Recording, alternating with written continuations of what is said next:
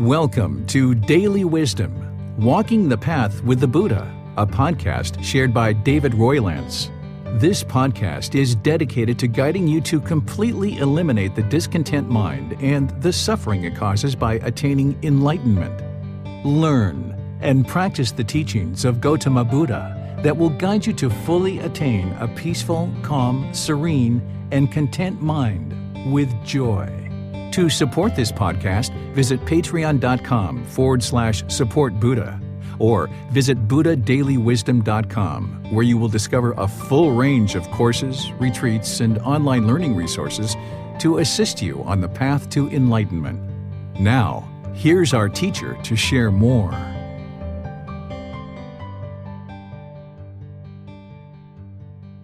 Sawadee Krap. Hello and welcome to Daily Wisdom, Walking the Path with the Buddha. Today is our Pali Canon and English study group, and we're studying the words of the Buddha in this book series titled The Words of the Buddha, The Path to Enlightenment, Revealing the Hidden. We're starting a new book today. This is volume 11. It's titled The Realms of Existence. This is a book that we're going to be studying for many months because there's almost 150 chapters in this particular book. So doing 10 chapters a week, we're probably going to be studying this book for a good 3.5, 4 months by the time we get to the 148th chapter. And what I'd like to do is spend just a little bit of time kind of setting up this book for you and helping you to understand how to approach it. Because this particular book really dives into the cycle of rebirth, helping you to understand all the various realms of existence.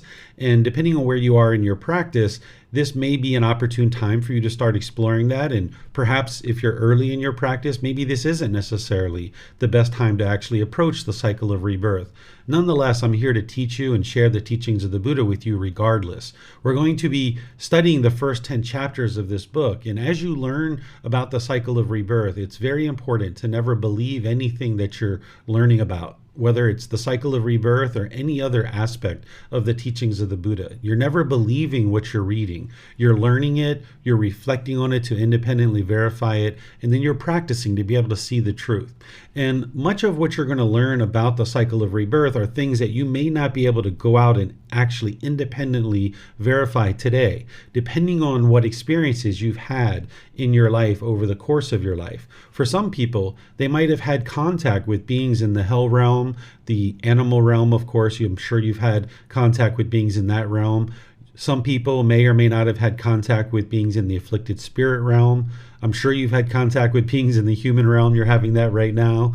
And you may or may not have had experience with contact with beings in the heavenly realm. So if you've had those kind of experiences where you have had contact with beings in these various realms, as you learn the teachings of the Buddha, he's explaining that to you and helping you to understand what these various realms are and how they function and what beings are in those realms, what realms you can be reborn into and the condition of those realms and all kinds of various aspects of the realms of existence. But if you haven't had contact with beings in those realms, you may not be able to independently verify some of what's being shared. But you can independently verify the cycle of rebirth. I have some content that, if you haven't seen this yet, in our Facebook group, that I go through 11 individual steps of how you can actually independently verify the cycle of rebirth, that we are being reborn over and over and over again, which has a connection to the realms of existence. So if you haven't seen that yet, you're always welcome to send me a private message or an email or ask a question in the Facebook group, and I'll post it there so that you guys can see it, or I'll send it to you in a private message or something of this nature.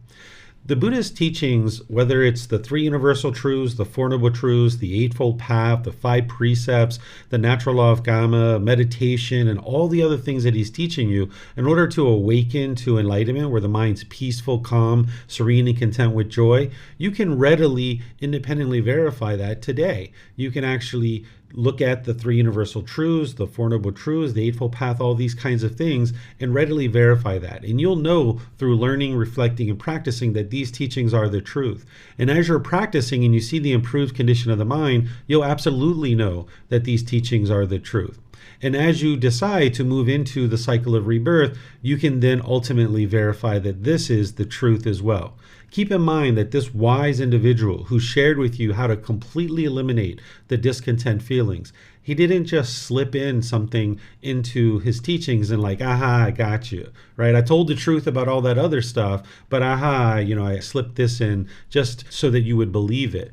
That's not what the Buddha is actually doing. He's sharing with you the cycle of rebirth, because if you're on your journey to enlightenment and you're starting to remove the pollution out of your mind, you might actually start observing your past lives. You might start having vivid memories of your past lives. You may start having interaction with beings in any of these various realms. And if you have contact with beings in the hell realm, the afflicted spirit realm, or the heavenly realm, it might shake you up if you don't understand these realms. So he's sharing this with you for an intended purpose, so that as you start having these memories of potential past lives, as you start to perhaps have contact with beings in these various realms, you can then understand that and your mind won't be shaken up. You won't feel like you're going insane or you're going crazy or there's something wrong with you or what you're experiencing is abnormal. You might even start hearing voices at different times.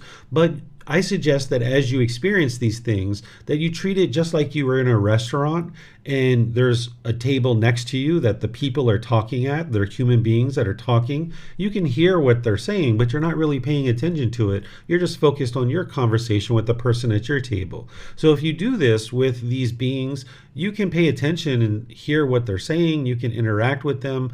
But ultimately, you would like to just focus and build that concentration to be able to focus on what it is that you're doing. And ultimately, by the time your mind gets to enlightenment, you still might have occasional contact with these beings, but it won't shake you up anymore because you understand that this is kind of par for the course, so to speak. This is something that ultimately can transpire. It doesn't mean that everybody's going to experience this, but it is something that you can experience on your journey to enlightenment. So if you're experiencing the vivid memories of past lives, or you're experiencing communication and contact with beings in other realms, this is all completely normal. Just like you have contact with maybe a dog or a cat, which is in the animal realm, you may end up having contact, or you may have already had contact with beings in the hell realm, the afflicted spirit realm, or the heavenly realm. So the Buddha is teaching this to you for those reasons. He's also teaching it to you because as you make your way to enlightenment, if you get to enlightenment, wonderful, outstanding. You're never going to be reborn anywhere in any of these 5 realms. But if you fall short of enlightenment for any reason, you'll be reborn in one of these 5 realms. And that's oftentimes a question that students ask, like, okay, Mr. Buddha, or okay, Mr. or Mrs. Teacher, I'm learning with you. I'm spending all this time and effort and dedication. What happens if I fall short of enlightenment? Well, the Buddha is going to explain that to you. He's not using the realms of existence to guilt, shame, or fear you into learning and practicing his teachings. He's just explaining to you the truth so that if you fall short of enlightenment, you'll know what is going to transpire. And part of what shakes the mind up in terms of the fear and all the other discontent feelings that you experience, particularly fear around death, it's the fear of the unknown. So by a Buddha sharing with you the wisdom of the cycle of rebirth and the realms of existence, he's explaining to you what truly is transpiring so that you can know that. And then you can have certainty that this is what's going to occur. Because if you have craving to know what is going to occur, and then you don't know the answers, well, this craving is going to continue to persist. And now that craving to know, if the Buddha didn't teach these things, that craving to know will shake up the mind and hinder you from getting to enlightenment.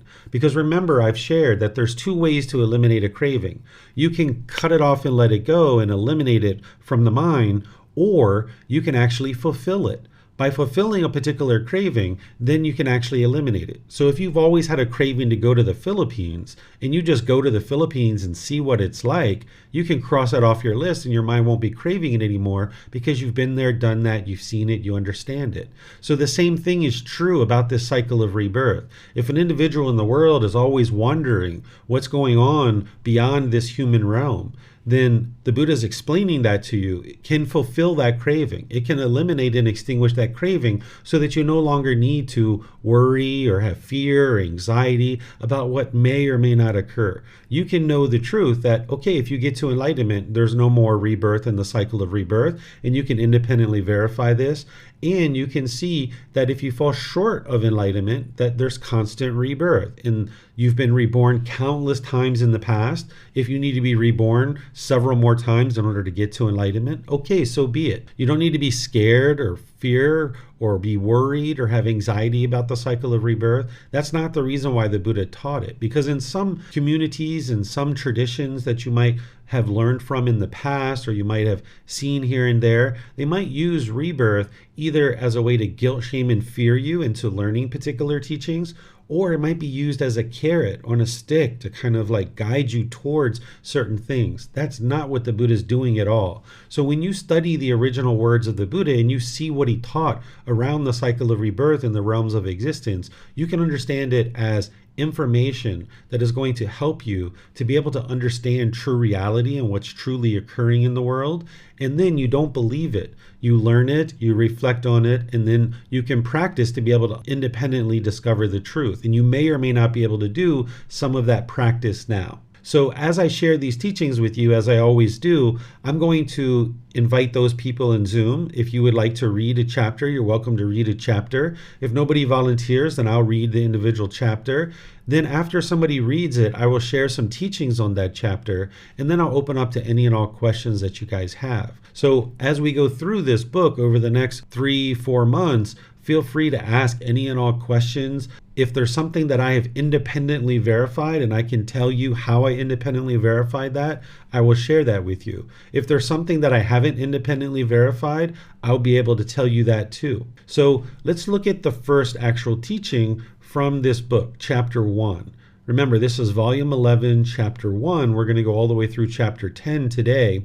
And you can get these books from downloading them from our website, either buddhadailywisdom.com, or you can take that same file and go print it, or you can get printed versions on Amazon or at the temple here in Chiang Mai, and you can learn from this book. This is probably the thickest book. This book in volume 1 is the largest book. There's a lot of content in here. And there's even teachings that are outside of the cycle of rebirth, where towards the end of this book, the Buddha is sharing some teachings about generally how to get to enlightenment so that you can escape the cycle of rebirth. So here's the first chapter. If there's anyone who's interested in reading this in Zoom, feel free to raise your hand electronically, and I'll be able to see that, and you're welcome to read it. And remember, just like all the other chapters, you have the words of the Buddha in the actual chapter. Then you've got the reference to the individual section of the Pali Canon where this discourse came from. And then you've got the words from me that are going to help you to further understand each one of these individual chapters. So, since nobody's raised their hand, I'll go ahead and read this first chapter. This one is titled Existence. And the first several chapters are there to kind of help you set up and understand what the book is all about. Looks like Biplab is raising his hand. Perhaps you would like to read, Biplab? If you would like to read, sir, you can unmute yourself and you're welcome to read. Thank you, teacher. You're welcome. Existence. And what monks is existence? There are these three kinds of existence: sense sphere existence, form sphere existence, formless sphere existence. This is called existence. With the arising of cleaning, there is the arising of existence. With the elimination of cleaning, there is the elimination of existence. Just this noble eightfold path is the way leading to the elimination of existence. That is right view, right intention, right speech, right action, right livelihood, right effort, right mindfulness, right concentrations. Okay, thank you, sir. So here, this is the Buddha just setting up the three types of existence. Remember, there's 5 realms, which is the hell realm, the animal realm, the afflicted spirit realm, the human realm, and the heavenly realm. These are the 5 realms that he taught, but then he categorizes those into specific types of existences. There's the sense sphere existence, the form sphere existence, and the formless sphere existence. I have not seen any teachings in the original Pali Canon that explains what each one of these are. But based on my experience, I can share with you what I understand them to be. This sense sphere existence, this is essentially referring to all existences in all the 5 realms, because every single realm, there's the 6 sense bases and beings are interacting and having contact through these sense bases, and they're now experiencing discontentedness based on the central desire. So there's central desire in each individual consciousness or each individual mind of beings in all these 5 realms. Then the form sphere existence. These are existences or beings that are in the realm of animal and human. These are the realms that have physical form. So in the animal realm and the human realm, we have physical form. Then this formless sphere existence, these are the existences and beings that are in the formless realms, like hell, afflicted spirit, and the heavenly realm. These are the individual existences that are formless. They don't have any physical form. And what the Buddha is explaining here is he's saying, okay, these are the 3 types of existences. And then what brings those about is clinging. And this is a little section from Dependent Origination. For those of you guys that have been studying Dependent Origination, this probably looks very familiar to you, because there's a certain line in there where the Buddha talks about the arising of clinging. With clinging as condition, then there comes to be this existence. So as long as the mind is clinging in this life, then there's going to be this existence, because the mind is clinging and holding on to this world. So the mind is going to keep coming back into a new existence over and over and over again. But with the elimination of clinging, there is the elimination of existence, meaning that if you eliminate the clinging of the mind, where it's no longer holding on to anything, then the mind can escape this whole cycle of rebirth. It can escape this world, and now there won't be continuous existence in the cycle of rebirth. This is different than what you might hear from some people. Some people say that once you get to enlightenment, that there's no existence anywhere, that you've completely extinguished all existence and you'll never exist anywhere. Well, the Buddha didn't explain it that way. He explained that there's no existence in the cycle of rebirth. He didn't declare once somebody attains enlightenment what comes next, if anything at all, other than to say that there's no longer any existence in the cycle of rebirth. So saying that there's no longer any existence in the cycle of rebirth is very different than saying there's no existence anywhere whatsoever. So here the Buddha is explaining that if there's no clinging, then there's no existence. And you can see in his other teachings as we go through this book and other books where he's not declaring what does or doesn't come next for an enlightened being, that he just left it as an undeclared teaching. And as part of his teachings on the Four Noble Truths, he describes the Eightfold Path as the way leading to the elimination of discontentedness. And that's what's going to eliminate the craving and the clinging in the mind so that you can actually get to enlightenment. The Eightfold Path is the core central teaching. It is the path to enlightenment. And that's the way that leads to the elimination of discontentedness. But here, he's describing it also as the way that leads to the elimination of existence. Because if you can eliminate craving and clinging from the mind will be enlightened.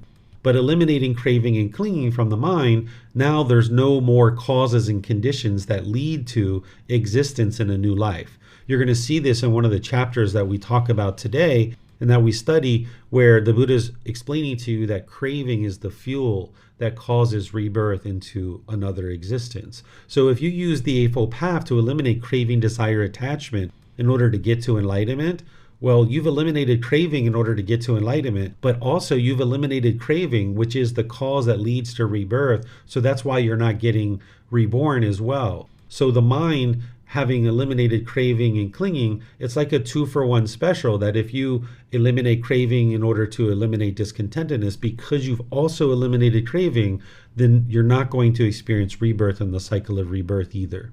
So let me know what questions you guys have here. You can put those into Facebook, YouTube, or Zoom. Or in Zoom, you can raise your hand electronically and ask any questions that you like. Okay, Koshi, it looks like you have a question. Go ahead, ma'am. What is the difference between sense sphere and form sphere? So sense sphere, the way that I understand it, is it encompasses all the realms, all 5 realms, where form sphere existence incorporates only animal realm and the human realm, because those are the only realms that have physical form. Okay. Okay, I'm not seeing any other questions anywhere. So let's move on to chapter 2. And you can see here there's a lot of content for you guys to read beyond just the words of the Buddha. Is there someone who would like to read this one? Okay, I'll go. Oh, there you go, Kushi. Go ahead. Yeah, I can read it. The production of renewed existence, first discourse. Venerable Sir, it is said, existence. In what way, Venerable Sir, is there existence? If Ananda, there were no karma ripening in the sensory realm, would sense sphere existence be discerned? No, Venerable Sir.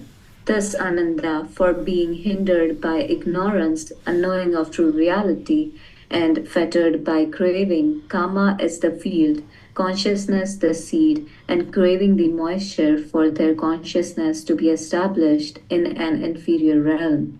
In this way, there is the production of renewed existence in the future. If Ananda, there were no karma ripening in the form realm, would form sphere existence be discerned? No, Venerable Sir. Thus, Ananda, for being hindered by ignorance, unknowing of true reality, and fettered by craving, karma is the field, consciousness the seed, and craving the moisture for their consciousness to be established in the middling realm. In this way, there is the production of renewed existence in the future. If Ananda, there were no karma ripening in the formless realm, would formless sphere existence be discerned? No, Venerable Sir. Thus, Ananda, for beings hindered by ignorance, unknowing of true reality, and fettered by craving, karma is the field, consciousness the seed, and craving the moisture for their consciousness to be established in the superior realm. In this way, there is the production of renewed existence in the future. It is in this way, Ananda, that there is existence. Okay, thank you, Kushi. So here, the Buddha is talking about what leads to this rebirth to a certain degree. He's talking about the Gama. What Gama is as we've explored in other classes, courses, and retreats, that there's this cause and effect, or this action and result. It's the results of your decisions. So your decisions are going to determine if you get to enlightenment. Your decisions are going to determine if you don't get to enlightenment. Your decisions will determine what realm you're actually born into and what is the condition of your existence in that particular realm. Everything that we experience is a result of our decisions. One of the things that you're doing on this path to enlightenment, a significant thing that you're doing, is you're working to establish or to extinguish your unwholesome Gama. By extinguishing your unwholesome Gama, there is no unwholesome Gama to be experienced. So therefore, you've escaped all your unwholesome karma. You've experienced all your unwholesome karma. You've extinguished it. And now in the rest of this life, if you've gotten to enlightenment, you're only experiencing wholesome karma because you're only making wise decisions that are producing wholesome results. So what the Buddha is explaining here is, okay, if you haven't created any unwholesome karma, if there's no karma ripening in any of these three existences or these three types of realms that he's talking about, would you experience existence in any of these realms? And his students are saying no, because there's no Gama for us to be experienced in those realms. So if you get to the end of this life and you still have unwholesome Gama that you haven't extinguished, that means you're going to need to be reborn in one of these 5 realms in order to extinguish that Gama.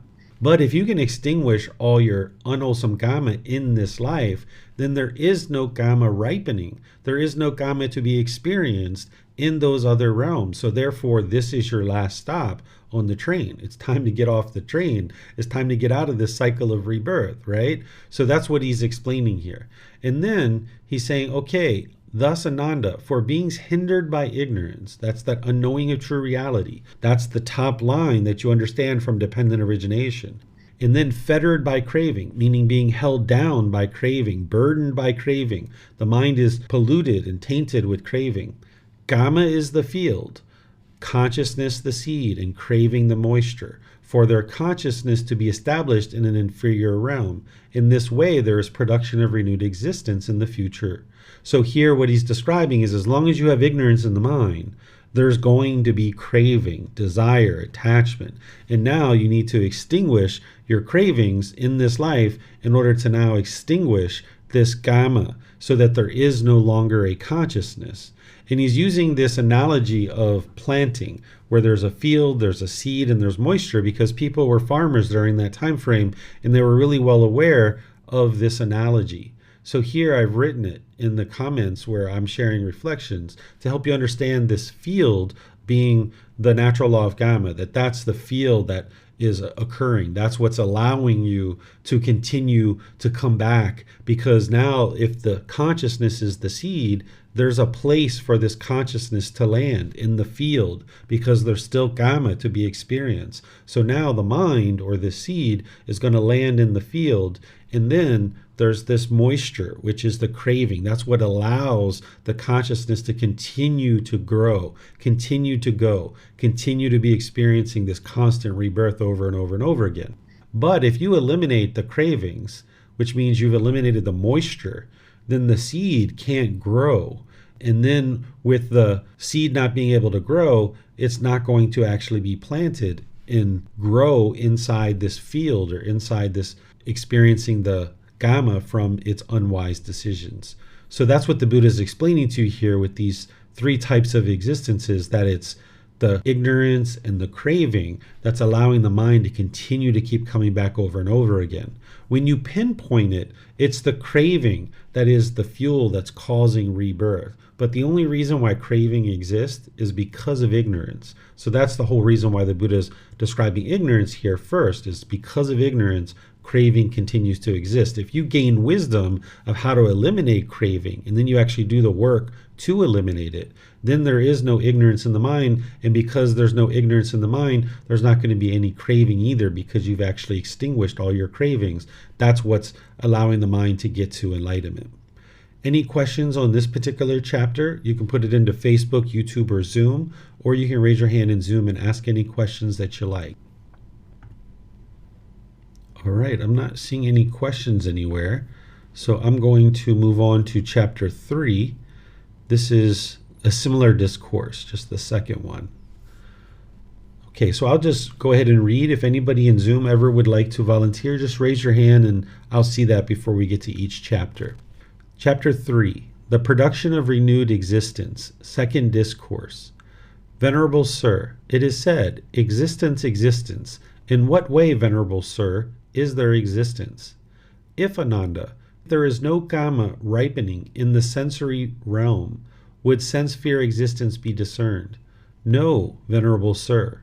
Thus, Ananda, for beings hindered by ignorance, unknowing of true reality, and fettered by craving, gamma is the field, consciousness the seed, and craving the moisture, for their intention and desire to be established in an inferior realm. In this way, there is production of renewed existence in the future. If, Ananda, there is no gamma ripening in the form realm, would form sphere existence be discerned? No, Venerable Sir.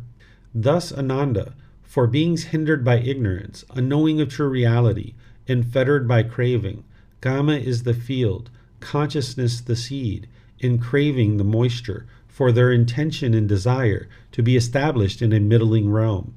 In this way, there is the production of renewed existence in the future. If, Ananda, there were no gamma ripening in the formless realm, would formless sphere existence be discerned? No, Venerable Sir. Thus, Ananda, for beings hindered by ignorance, unknowing of true reality, and fettered by craving, gamma is the field, consciousness the seed, and craving the moisture, for their intention and desire to be established in a superior realm. In this way, there is the production of renewed existence in the future. It is in this way, Ananda, that there is existence.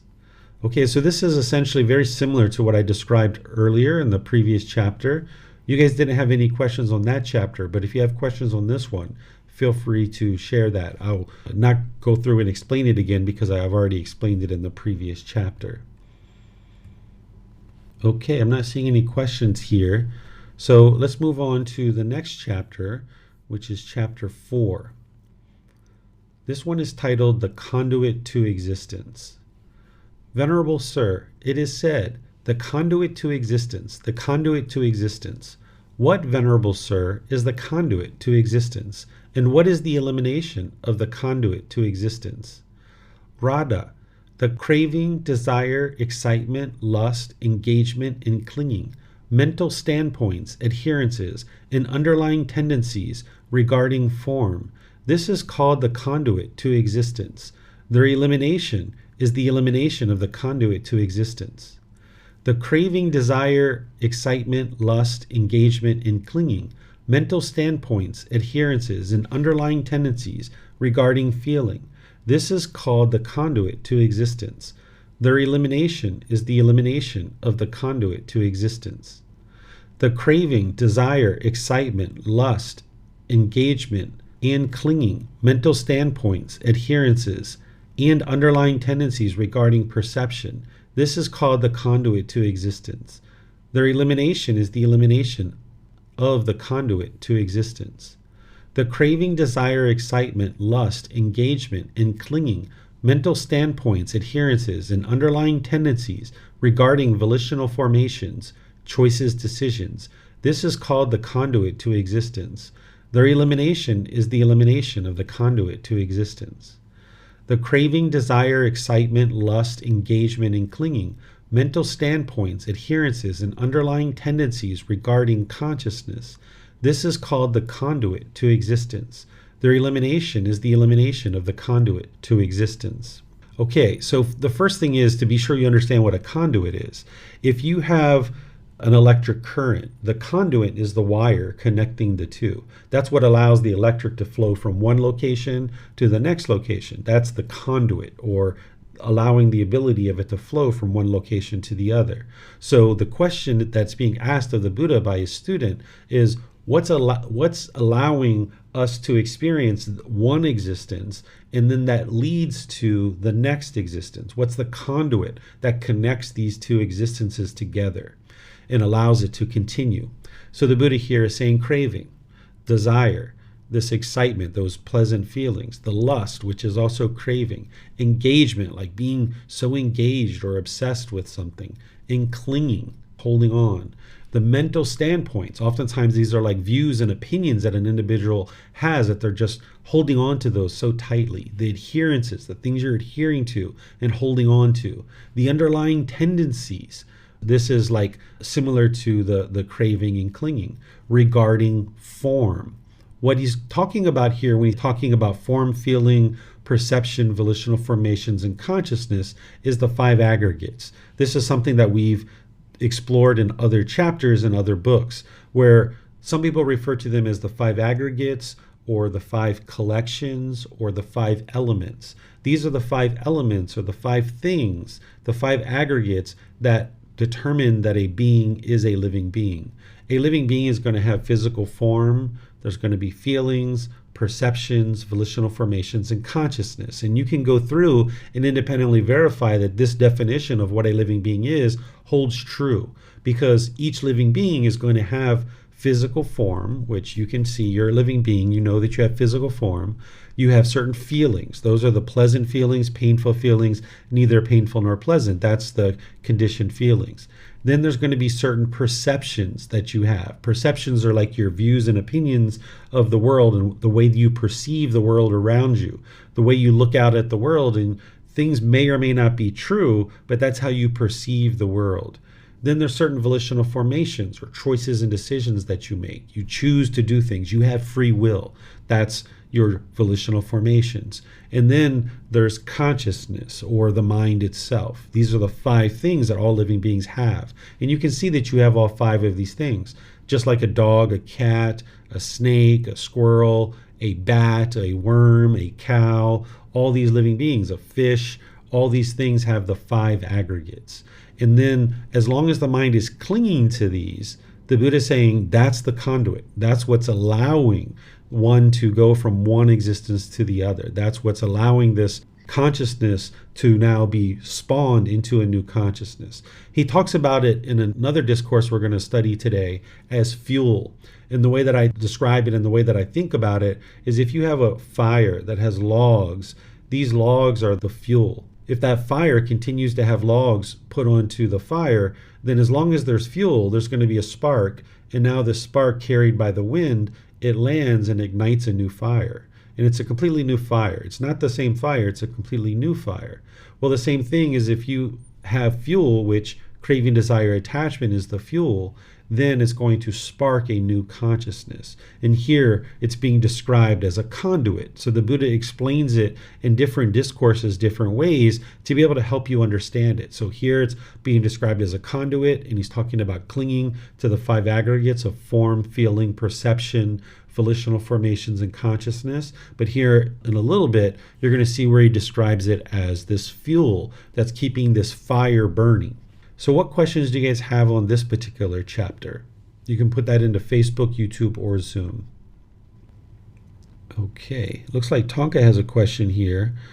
What would be is sensory realm? Do formless beings have senses? So as I mentioned, I haven't seen anything in the original words of the Buddha in the Pali Canon which describes the sensory realm, the form realm, and the formless realm exactly of what those things are. So as we know that the Buddha taught 2,500 years ago, he taught a plethora of teachings.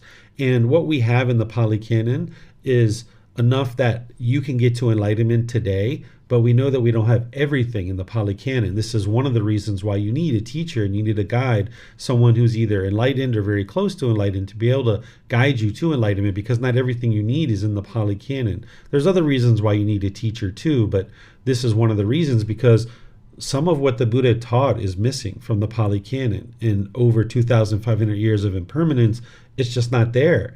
As it was transferred from person to person to person, it's been lost. So there's various things that we don't have, but there's enough there that we know how to get to enlightenment today.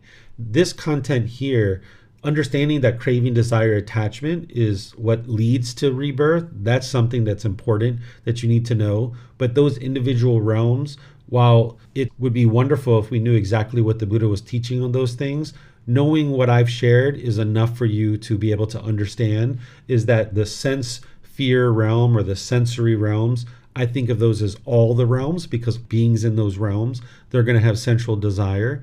And then the formless realm, those are beings in the hell realm, the afflicted spirit, and the heavenly realm. So if you understand that, and then of course the form realm is animal realm and the human realm. If you understand that around sensory sphere existence, form sphere existence, and formless sphere existence, that would be enough for you to understand and then get into the other teachings about the cycle of rebirth and the realms of existence.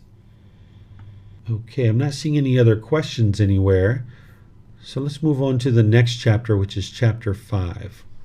Okay, I'll go ahead and read this one. This one is titled, The Production of Future Renewed Existence. Monks, what one intends and what one desires, and whatever one has obsession towards, this becomes a basis for the maintenance of consciousness.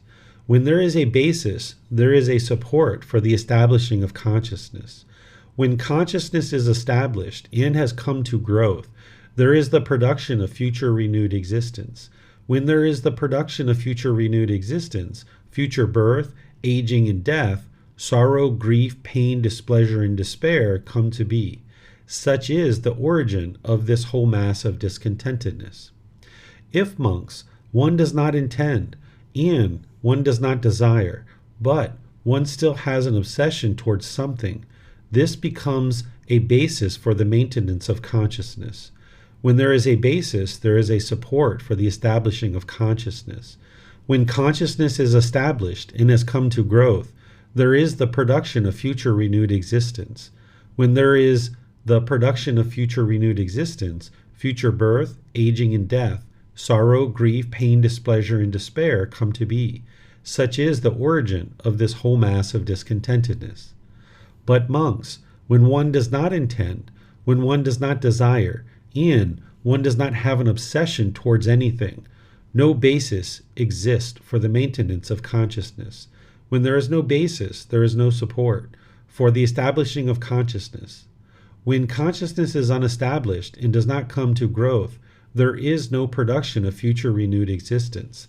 When there is no production of future renewed existence, future birth, aging, and death, sorrow, grief, pain, displeasure, and despair are eliminated. Such is the elimination of the whole mass of discontentedness.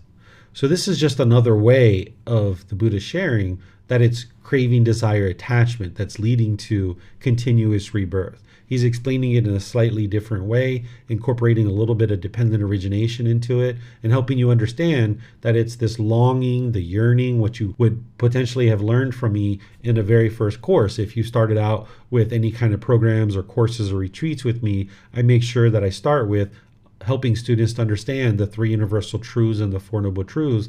And I explain the definition of a craving, desire, attachment. It's not the object, it's the longing and yearning for it. Here, the Buddha is using the word obsession, where oftentimes when you have extreme cravings, it can feel like an obsession. But remember, there's a spectrum here.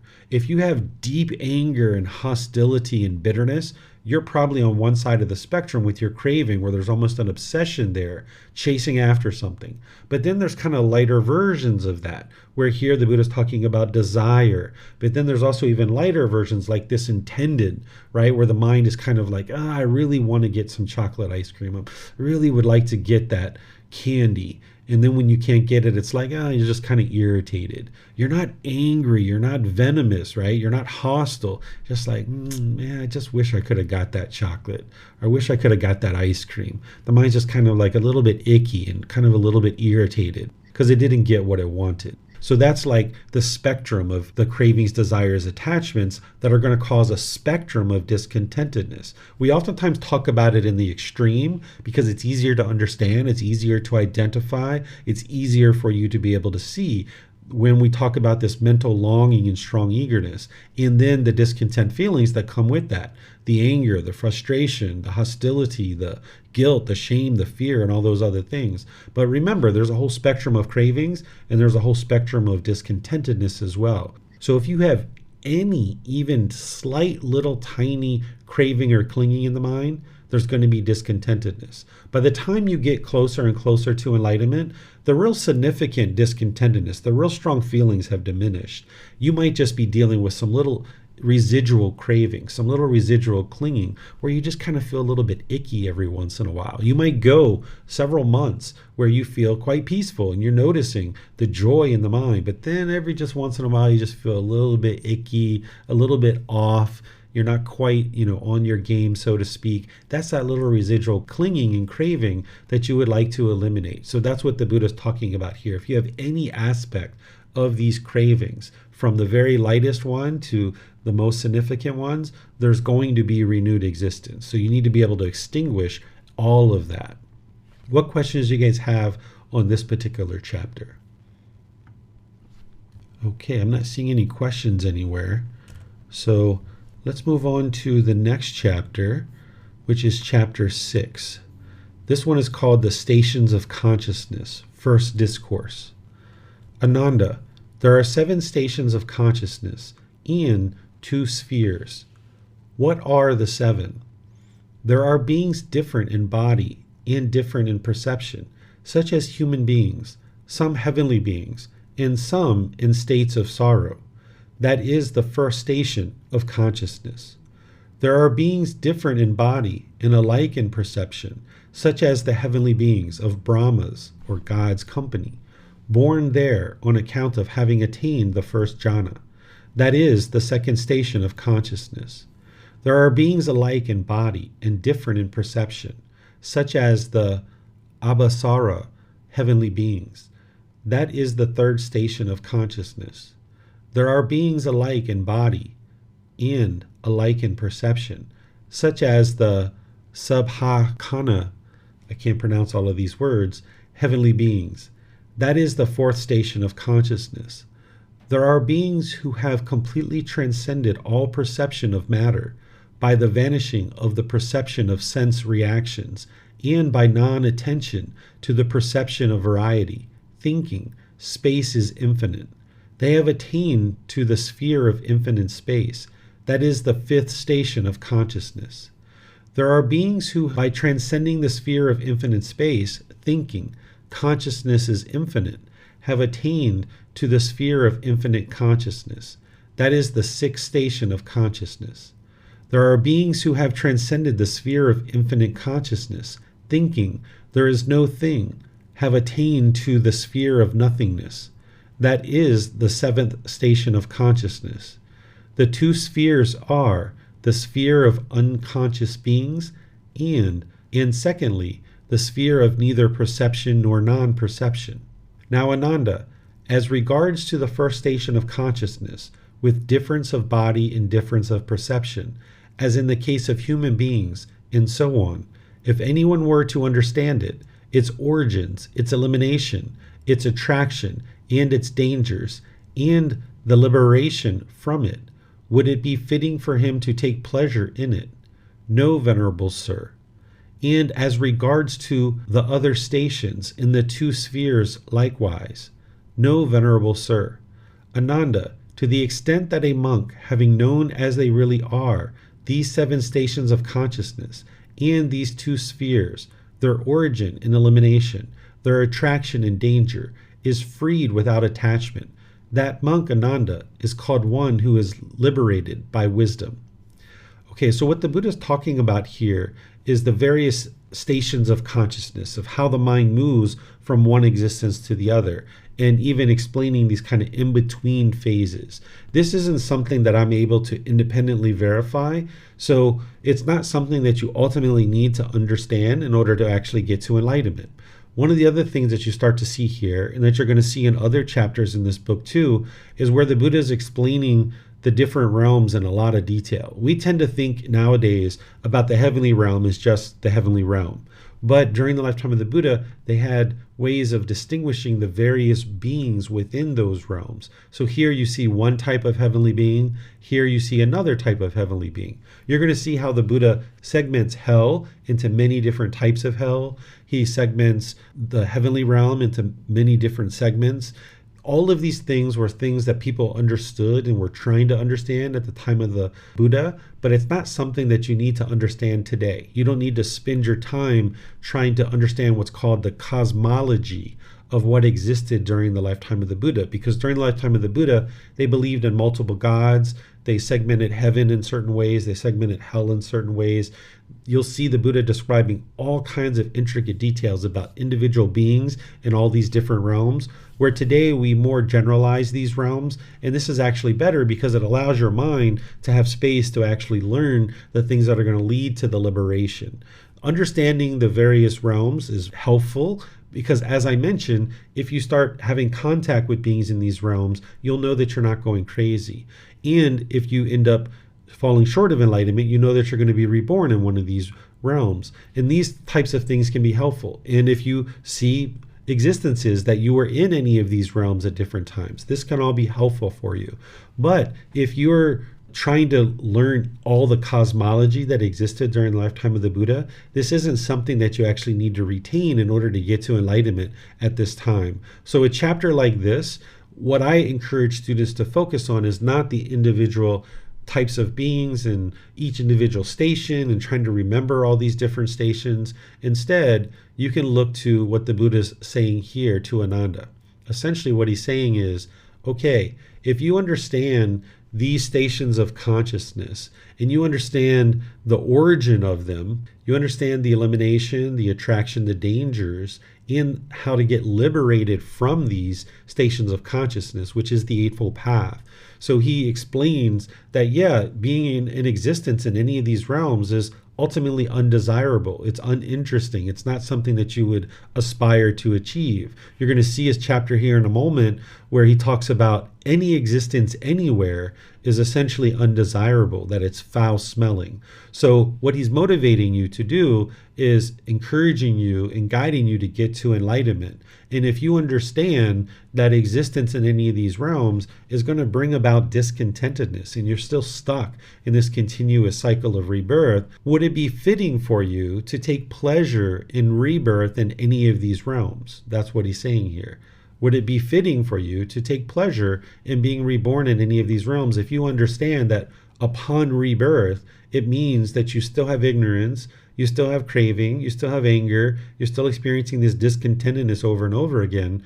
Why would you take pleasure in anything that exists in any of these realms? Because as soon as you allow the mind to get those conditioned pleasant feelings, then it's going to end up in the painful feelings. So if you can train your mind to eliminate the conditional pleasant feelings, then you can eliminate the conditional painful feelings. Then you can get beyond all of these conditioned feelings, where the mind is just always peaceful and always joyful, where you have unconditioned happiness or unconditioned feelings, where the mind is now unconditioned. It's no longer experiencing this conditional happiness. You can have this unconditional happiness or this unconditioned joy, where there doesn't need to be this condition met, this condition met, this condition met. Instead, your mind can just always reside in the peace and the joy. So the Buddha is saying, would you take pleasure in any of the things that are in any of these stations of consciousness, knowing that you taking pleasure in these things is going to ultimately end up with you having painful feelings? Because if you allow the mind to get those pleasant feelings based on some condition, then when that condition changes, now your mind's going to end up in the painful feelings. And his student Ananda says, no, Venerable Sir, there's nothing fitting to take pleasure in, meaning conditional pleasure. By the time you get to enlightenment, you're fully enjoying life. You're fully fulfilled. You're fully satisfied. No matter what happens in your life, everything's wonderful. Life is so easy, so straightforward, so seamless, so effortless, because your mind's fully awake.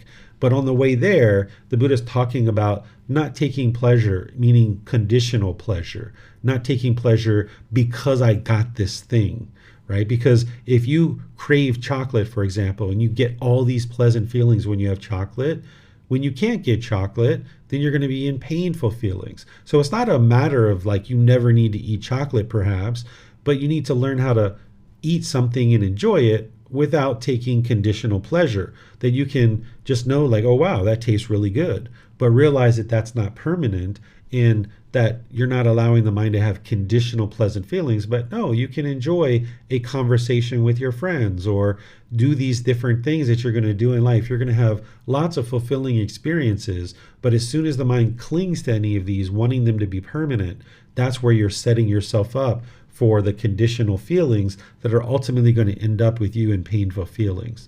So that's how you can use a chapter like this, where a lot of the stuff before this, you're not going to need to learn necessarily, but ultimately the Buddha is getting you to a point where he says, okay, now that you understand all these stations of consciousness, does it make sense for you to exist in the world and continue to take pleasure in all these conditional experiences that you're having over and over and over again, knowing that you're just going to end up in these painful feelings?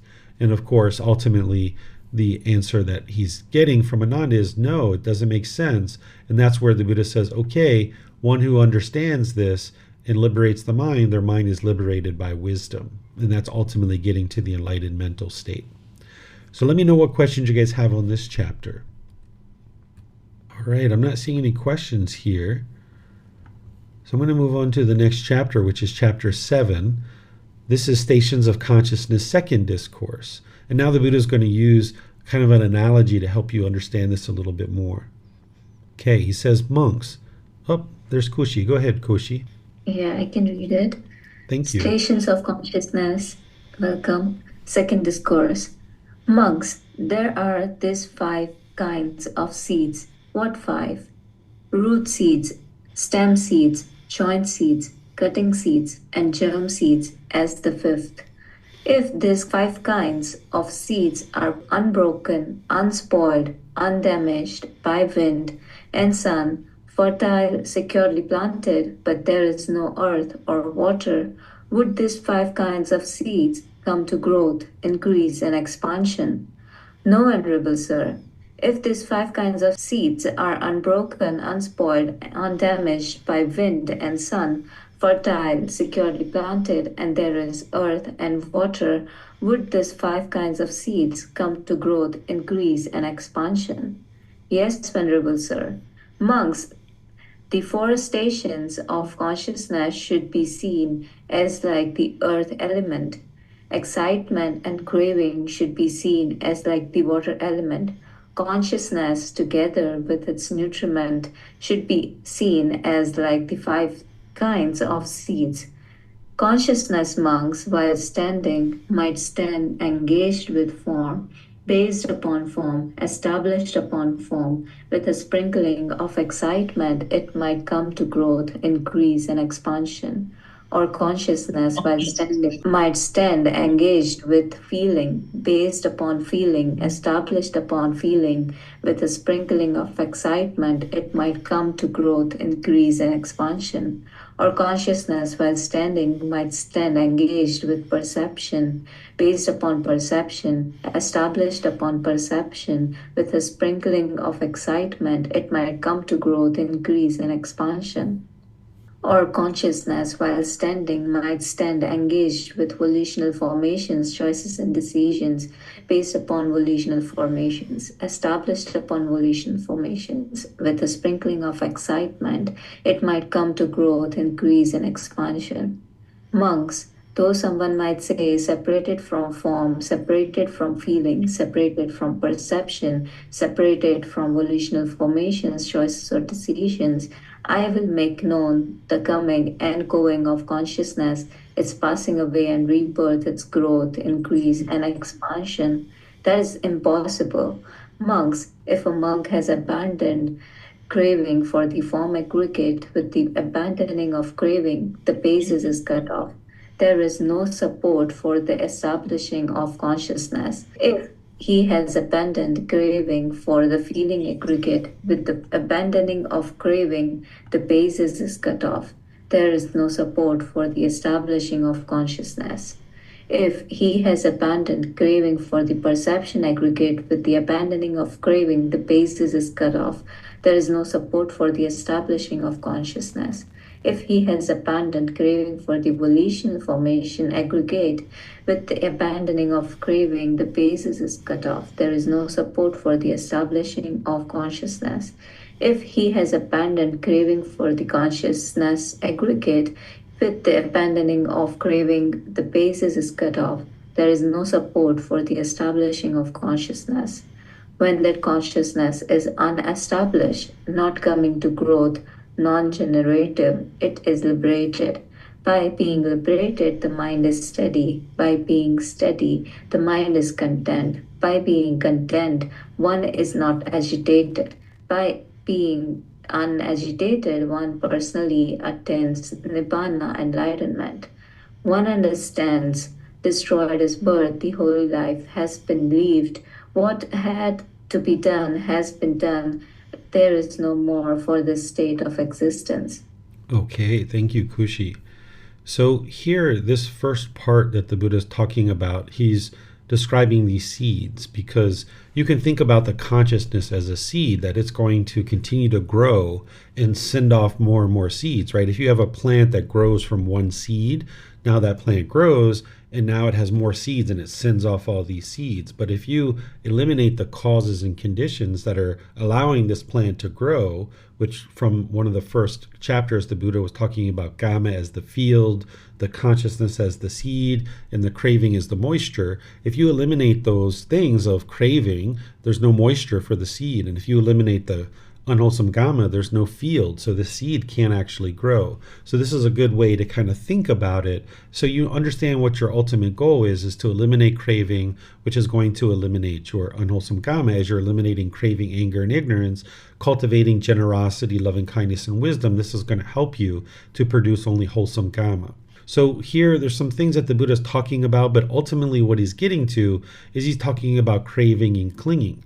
And he's talking about how by clinging or craving for the five aggregates, this is going to produce continuous renewed existence.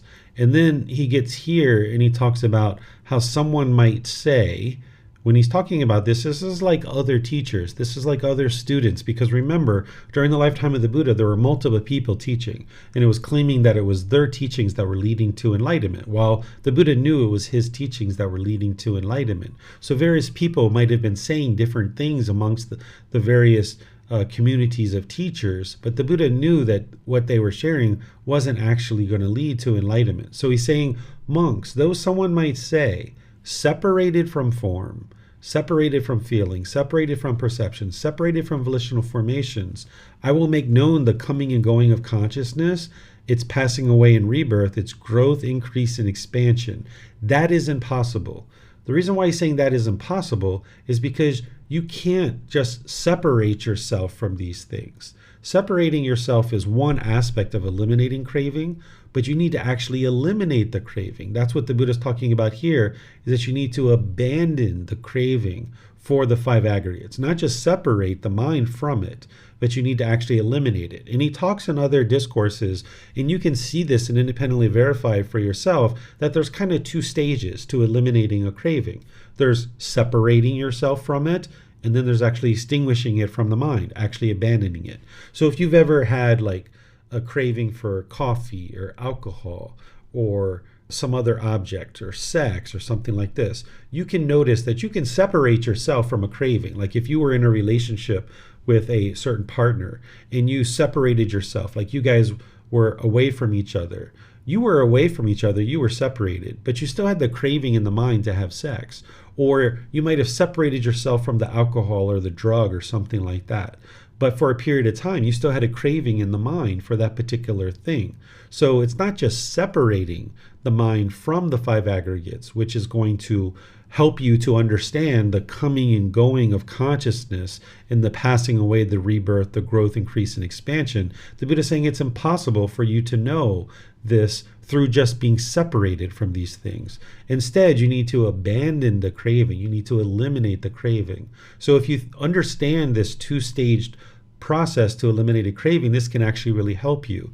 The first thing that you would like to do, because what the Buddha is guiding you to here and in other teachings, is to eliminate and abandon craving, desire, attachment. You can understand that there's the separation from the object of training the mind to separate from it, not be around that particular thing. But then when you're not around that particular thing, because the mind is somewhat sensitive in that time frame, now you're working on eliminating the craving. And once you eliminate the craving, if you happen to be around that thing, you already have eliminated the craving. There's no way that you're going to now pick up a drink or do some other thing with this particular craving that you might have. So there's cravings where you're going to need to separate yourself from it. Then you're going to need to work on extinguishing it and abandoning it from the mind. But then you're going to end up coming in contact with that particular object. And remember that the craving isn't the object itself. In some cases, the mind is being around that particular thing, like the alcohol, the drugs. You're never probably interested in being around that stuff. But say perhaps you walk in to a particular restaurant and you're eating at a restaurant and they're drinking wine or they're drinking alcohol, and you happen to be eating at that restaurant, and now this is going on. By the time you eliminate your craving, you will have no interest in picking up a drink whatsoever, for example, right? Or like if you remember some of the examples I've given about coffee. When I first separated my mind from the coffee, I was able to easily be brought back into the coffee shop by the aroma, because the mind still had the craving and the mind was still sensitive. So I was easily able to go back into the coffee shop because there was still that craving, there was still that longing and yearning.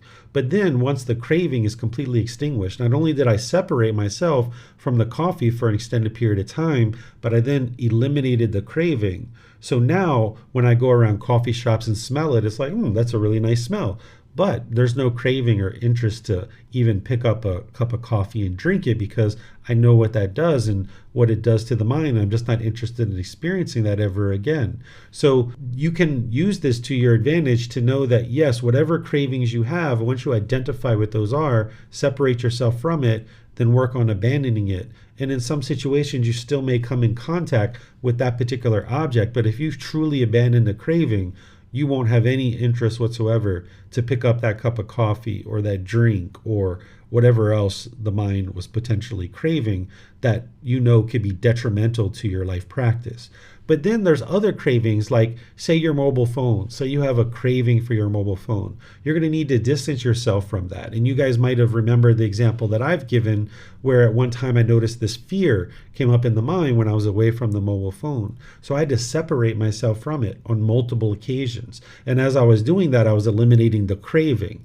And then ultimately when I eliminated the craving, of course I still use a mobile phone, because there's nothing unwise about using a mobile phone unless you do it with craving, desire, attachment. So you're going to need to separate yourself from certain cravings, and then you're never going to ingest that particular thing again, like alcohol or drugs or something like that, because you've abandoned the craving. You're never going to pick that thing back up again. But then there's other things that you're going to need to separate yourself from, abandon the craving, and then you're going to still come in contact with it, but you know how to pick it up, use it, and then put it back down, and you're not craving and clinging to it. So here the Buddha is talking about the 5 aggregates, but I'm kind of expanding it beyond that to be able to understand how the mind needs to eliminate craving is first separate yourself from it and then train the mind to abandon the craving. And that goes for all cravings, desires, attachments, not just the 5 aggregates here. Let's see. By the time the Buddha gets to the end of this discourse, he's describing how when there is no more craving, desire, attachment, then the mind is liberated, that the consciousness can't become established over and over and over again. And when the mind's liberated, it's steady. That's that unshakable mind, that steadiness. Then when there's steadiness in the mind, there's this contentedness that is in the mind. Then when the mind is content, there's no agitation whatsoever. When an individual or a being is unagitated, they've attained enlightenment, right? That you'll see 1 year, 2 years, 3 years, you're not agitated, you're not even the slightest annoyed, not even the slightest dislike towards another person. You'll know your mind is liberated. And then when your mind is liberated and you're enlightened, you'll also understand that you're never going to experience rebirth ever again. And that you've lived this pure life. You've lived this holy life. Sometimes I refer to it as a pure life. You've lived this pure life. You've lived it. Of course, when you first started, you were into certain unwholesome things, but then you went through a period of transition and you moved the mind to this holy life or this pure life. The holy life has been lived. The pure life has been lived. What had to be done has been done. You've investigated the teachings, you examined them, you reflected on them, you've practiced them. You now have completely transformed the mind. So what had to be done has been done. You've done it in this life. And now there's no more state for this existence. So the mind can be peaceful, calm, serene, and content with joy for the rest of this life. And then you can be confident that you're never going to be reborn ever again. And by the time you get to enlightenment, you will have seen that by arising wisdom, in order to eliminate ignorance, you have now extinguished craving. And by extinguishing craving, your mind is now peaceful, calm, serene, and content with joy. And you will see that dependent origination has been completely dismantled, and you'll know that you're no longer experiencing discontentedness, and therefore you're never going to experience rebirth ever again. So let me know what questions you guys have on this chapter. You can put that into Facebook, YouTube, or Zoom, or you can raise your hand in Zoom and ask any questions that you like. Okay, I'm not seeing any questions anywhere. So I'm going to move on to the next chapter. This is chapter 8. Here, this one is titled, A Small Amount of Existence is Not Praiseworthy. Monks, just as even a small amount of feces is foul-smelling, so too, I do not praise even a small amount of existence, even for a mere finger snap. Monks, just as even a small amount of urine is foul-smelling, a small amount of saliva is foul-smelling, a small amount of pus is foul-smelling, a small amount of blood is foul-smelling, so too, I do not praise even a small amount of existence, even for a mere finger snap. Okay, so what the Buddha is describing here is that there's no pleasure in existence in terms of in the unenlightened state. By the time you get to enlightenment, you've gone through countless lives. In your last life, you have experienced a certain amount of misery and despair. But by the time you get to enlightenment, you're going to be like, wow, I could do this. This is quite nice. Like, it's quite fulfilling, quite satisfying, because now everything is enjoyable, everything's fulfilling. But leading up to that point, you need to be able to see that there's no pleasure in existence in terms of the conditional experiences that you have, because the mind just goes into this conditional excitement and happiness and it drops off into the painful feelings. So if you saw existence as something pleasurable and you enjoy experiencing those conditioned pleasant feelings, and then you enjoy those painful feelings that you experience, and then the neither painful nor pleasant, then why do any kind of work to escape the cycle of rebirth and ultimately get to enlightenment? But if you understand what enlightenment is and that that's what you're working towards, hey, you will be interested in doing that. So the Buddha here is explaining how feces or poop or excrement is foul smelling, even the smallest, slightest little bit. So if you've ever had just a small little bit of feces on a piece of paper or on the floor or in your underwear or something like this, or urine or any of these other things, you know that even just a small little amount of it is foul smelling. So the Buddha is using this imagery, this analogy, this story to be able to help connect with you, because remember, he's teaching orally. So one of the ways to get people to remember your teachings is you give them lists, right? Like the Four Noble Truths, the Three Universal Truths, the Eightfold Path, the Five Precepts, the Seven Factors of Enlightenment, the 10 Fetters. Give people lists because they're going to need to remember that list. You also repeat things over and over and over again. If you look at the teachings of the Buddha, he's constantly repeating things.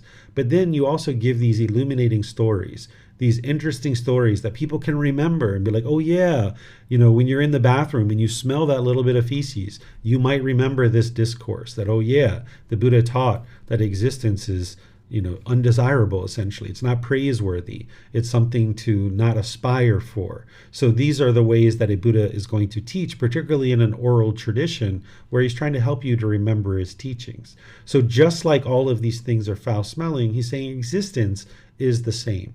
And this is where you can understand that if you've ever been taught in any part of teachings, whether it's other traditions that aren't considered to be Buddhist, or people that consider what they're teaching to be Buddhist, there's some places that'll teach you that the whole goal is to be reborn. The whole goal is to delay your enlightenment and not actually get to enlightenment so that you can be reborn. Here you can see in the original words of the Buddha, that is just not true. That if somebody's encouraging you to not get to enlightenment in order to be reborn, the Buddha is saying, no, that's not the actual goal. And you can see that through the totality of his teachings, and you can see that here. The Buddha didn't delay his enlightenment in order for him to keep coming back over and over and over again. But unfortunately, there's many people in the world that are practicing what they think are Buddhist teachings, and they think their ultimate goal is to keep coming back into the world over and over and over again. And that's really unfortunate because there's no guarantee of what realm they're going to come back into. So the ultimate goal is to train your mind, extinguish all the pollutions in the mind, eliminate those 10 fetters, get to enlightenment so that you're not continuing to experience discontentedness over and over, but you're also not continuing to experience existence over and over. And here's just a small little discourse where you can see that from the Buddha. Any questions that you guys have here? Okay, it looks like Tonka has a question here on Facebook. Why would most of people want to live forever if possible when it is not pleasant? That's the thing, is people aren't understanding that, right? People are being taught that, okay, if your life is miserable here, as long as you believe in these particular things, you're going to now experience this other existence, which is going to be so pleasurable, right? Because if life right now for them is miserable, and they think that if I can just believe these group of things, then after I die, everything's going to be so wonderful for me, and it's going to be so pleasurable. Because with central desire in the mind, that's what the mind wants. It wants to chase after those pleasant feelings. So if what you're experiencing now is unpleasurable, and you think if you can just believe these particular teachings, you're going to get something that's amazing and pleasurable, then people might decide to believe in those things. But the Buddha never taught to do that. The Buddha never taught to believe. The Buddha never taught to seek and chase after pleasant things, because it's just conditional experiences that are ultimately dissatisfying. Instead, what you're looking to do is train your mind, get to the peace and the joy in this life, so now you can experience the rest of this life with everything being fulfilling, everything being satisfying, that you don't have all these conditions, all these expectations, all these wants, that you can ultimately train the mind to let all that go and experience the peace and the joy, the steadiness, the stability, the liberation. The personal professional relationships are blossoming. You have this concentration, this clarity in the mind. You're not even in a bad mood anymore. That's the ultimate goal. But unfortunately, some people are being misled due to their sensual desire. They're chasing after that afterlife of what they think is going to be pleasurable. But it's unfortunate because Once they die, they're going to find out that that stuff's not true.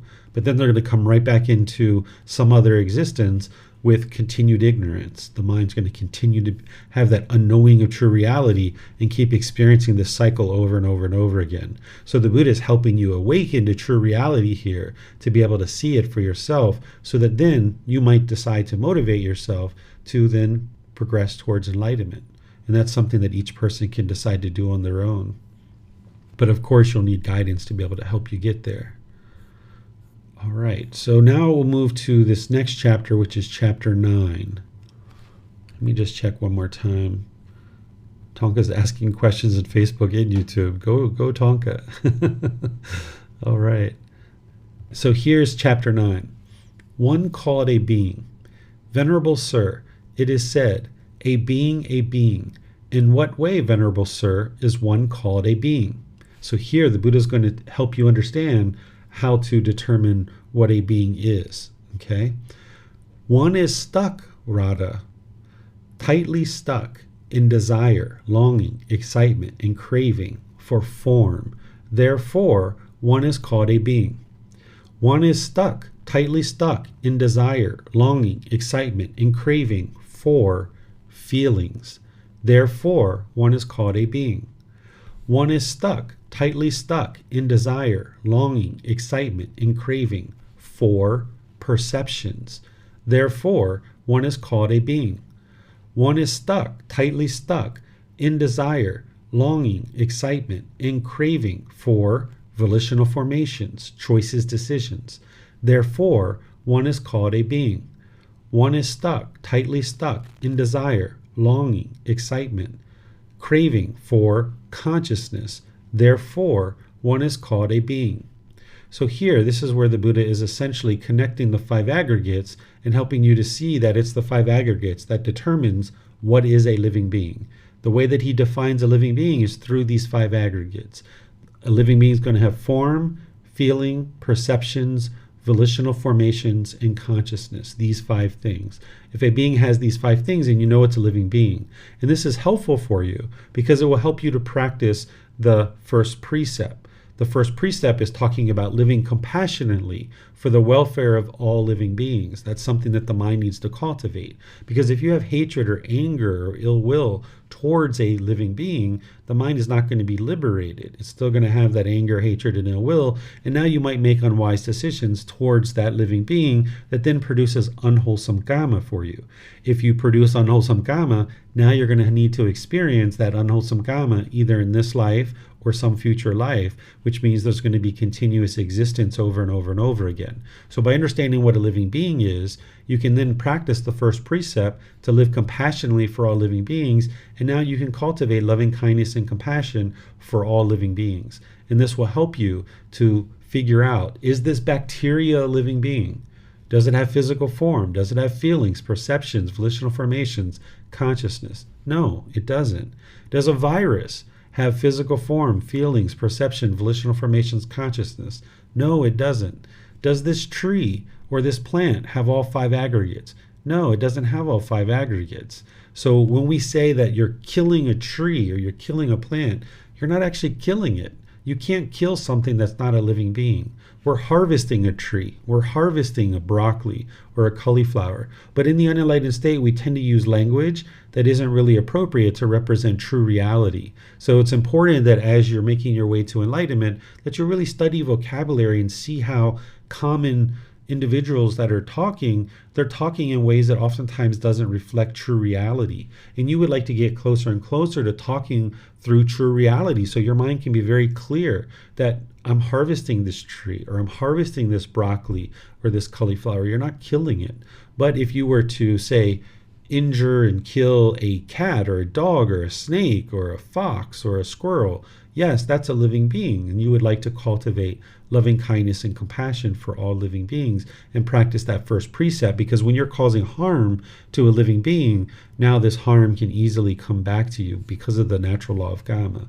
So that's why the Buddha is helping you to understand what a living being is, so that you can now more readily awaken to the natural law of karma, making wise decisions to cultivate loving kindness and compassion for all living beings rather than causing harm to any particular living being. Any questions here on this chapter? Okay, I'm not seeing any questions anywhere. So we'll move to the very last chapter for today. This is chapter 10. Kushi, you would like to read? Go ahead, ma'am. Craving is the fuel of rebirth. I declare Vacha, rebirth for one with fuel, not for one without fuel. Just as a fire burns with fuel, but not without fuel, so Vacha, I declare rebirth for one with fuel, not for one without fuel. Master Gautama, when a flame is flung by the wind and goes some distance, what does Master Gautama declare to be its fuel on that occasion? When Vacha, a flame, is flung by the wind and gone some distance, I declare that it is fueled by the wind. For on that occasion, the wind is its fuel.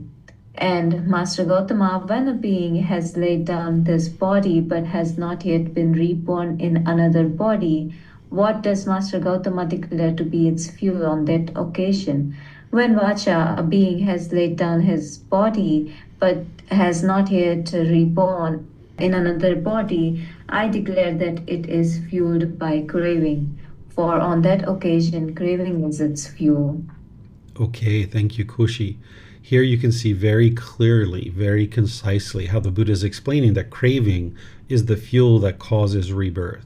Just like a spark is carried by the wind, and that wind is going to keep that spark lit, and now it lands and lights a new fire, the thing that's keeping the mind continuing to come into new consciousness over and over and over again is craving. That's the fuel. So as long as you have craving in the mind, it's going to burn and burn and burn. And now, as long as that's in there, it's going to produce a new existence. And you can see that very clearly here. And you can also verify this. I have written something where you can go through, I think it's 5 different things or 6 different things where you can independently verify that craving is the fuel that causes rebirth. And I'll just give you one of those here in our class today. That if you think about what the Buddha is describing is that craving is the fuel that causes rebirth. And as you know from dependent origination, every being that comes into the world has ignorance, and there's also craving in the mind, right? There's those 12 interlinking steps that causes rebirth. So that means every being coming into the world, they're going to have craving. So think about a baby. If you have been around the birth of a baby, or you know about a birth of a baby, when a baby is in the mom's stomach, oh, it's happy, it's jolly, it's hanging out, it's got the umbilical cord, it's floating around in all that fluid, and life just couldn't be better, right? It doesn't have to do anything, it's just hanging out, and it's able to get its food through that umbilical cord. It doesn't have to do any work whatsoever. But now, when labor comes and the baby comes out of the mom's womb, right away, the mind is discontent. The baby, wah, right? It's going to start crying. Why? Because it's discontent. Why is it discontent? Because of craving. It was craving, it was longing, it was yearning, it was wanting this experience in the womb to be permanent. Because of its ignorance, its unknowing of true reality, craving consists in the mind, exists in the mind, and now when there's craving, and it's craving that permanent comfort in the womb of its mother, when it experiences impermanence, which that baby doesn't understand, it now experiences the discontentedness. So you can see every baby that's born, it experiences discontentedness because it has craving in its mind. So that craving is from its previous life, that the whole reason why we're coming into existence in this life is because we had cravings in our previous lives. And now the goal is to extinguish your cravings in this life. And as you do, you'll see the mind becoming more and more peaceful, more and more joyful. And you'll know that you're on the path to extinguishing these cravings. And it's just a matter of you extinguishing all your cravings in this life, and that you'll eventually get to enlightenment in this life. So you can independently verify that here. But if you would like to see all the other ways that you can independently verify that craving is the fuel that causes rebirth, you can post something in the Facebook group, you can send me a private message, you can schedule personal guidance. I can share that with you because I wrote this up for another student many months ago, and then I just save it because I know it's a common question the students ask: how do you independently verify this? So I've done the independent verification on this and the other teachings that lead to enlightenment. So as you need help to independently verify it, that's where a teacher provides you the guidance so that you can then independently verify it, so you're not believing anything about the teachings of the Buddha. So do you guys have any questions on this chapter, that craving is the fuel for rebirth? You can put that into Facebook, YouTube, or Zoom, or you can raise your hand in Zoom and ask any questions that you like. Okay, it looks like Kushi, you have a question. Go ahead, ma'am. I have a question, but regarding loving kindness. So, because I have come across certain situations and there is like a shield that I feel, and because of that, I cannot do loving kindness for every person. So, if I share you an example, there's this, I don't know why people do this, but due to certain reasons for them. But if I am traveling alone, then people would feel more free to like talk to a girl who is traveling alone, or like comment on her anything, or talk on her back, or something like that. And it doesn't bother me, or I can still be fine. But then there was this one guy. He was like in his 50s, 60s. He had white hair. He also had his wife, but like from his way of, I don't know, his body language and everything, I could feel like, yeah, he's going to speak something or approach. So I like tried to, yeah, defend myself, like, I don't know, but we had the situation where he was like just right behind me on a flight, and then he told like, you are the most luckiest girl, and then he tried to say this like multiple times, and I ignored it like for a few times. I assumed like, okay, he would stop by me ignoring, but then I had to tell him, yes sir, are you telling me anything? And he was like, you're the luckiest girl because you got this whole 3 seats empty and everything. And I said, sorry sir, I'm not talking to you. And yeah, I felt like I wasn't practicing loving kindness during that time, because I don't know, I had this a bit of anger in there, and defense more like a shield. And then if something like this happens, then when I'm out, I'm always like having these thoughts coming up, or like a shield that I feel that I need to keep in order to make myself safe. So yeah, I know that there is nothing wrong that is going to be happen, because I'm always surrounded by people. And yeah, but little things like this, I don't know what. Yeah, can you help? Sure. So this is the mind having what we might call conditioning, right? Or what the Buddha is describing as clinging, that maybe you've had certain experiences in the past, or maybe you've learned about certain experiences other people have had through the news or newspapers or personal conversations. And because the mind is clinging to those experiences, now you think that this situation is going to lead to that same experience. And now you feel like you can't be loving and kind because that's going to open you up to some kind of harm.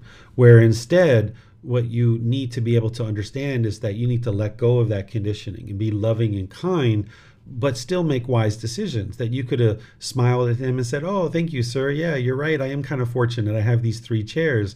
Thank you for noticing, or whatever he says. And then if he's like, hey, do you want to come back to my hotel after this? That's where you say, stay quiet, or you change seats, or you say, sorry, sir, I'm not going to talk to you anymore, or whatever you need to say, right, in order to end that situation. But the mind, in the unenlightened state, when it has this conditioning, which we might call clinging or craving, holding on to these things, it kind of builds this wall between you and other people. And what you're looking to do is break down and eliminate that from the mind, so that you can be more open and more loving to people, and understand that you now have wisdom, that you understand the natural law of karma. And if you see something that is going to lean towards any problematic situation, that you would then take action to ensure that you're going to continue to reside comfortably, that you're not going to allow this situation to escalate to where this person could potentially do something that is going to injure you or harm this body, right? So you can let that go, but in order to let it go, you're going to need to build up enough breathing mindfulness meditation and generosity, and do loving kindness meditation as well, so that you can break through this wall